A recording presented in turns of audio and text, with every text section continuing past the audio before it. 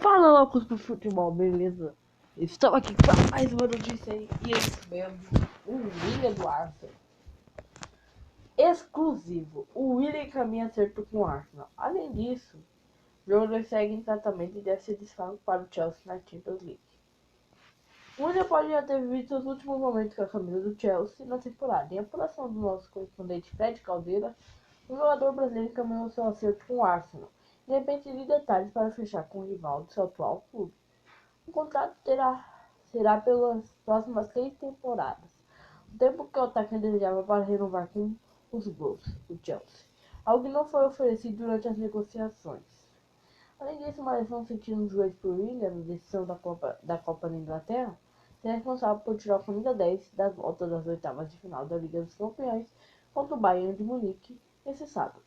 Dessa forma, a última atuação do brasileiro com o clube terá sido contra o Arsenal, que será o seu novo clube. O Willian chegou ao Chelsea em agosto de 2013, vindo do eu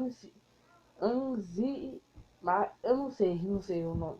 Pelo time londrino, participou de 339 partidas, marcou 63 gols e conquistou 2 Premier League, uma Copa da Inglaterra e uma Copa da Liga Inglesa e uma Europa League. E aí, galera, pelo jeito o Willian já é do Arsenal, né, galera? Quero mostrar pra vocês. Então é isso, galera. Essa foi a notícia.